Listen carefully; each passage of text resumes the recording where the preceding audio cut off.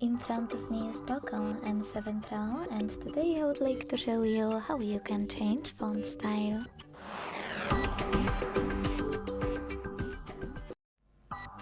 Begin by opening settings and scrolling down to click on display and brightness. Now scroll all the way down and click on font. Finally, you can click on any of those and buy it thanks to this button, or look for a free font style and click on it. You can also use those options at the top, or even click on the search bar and type in whatever you want to.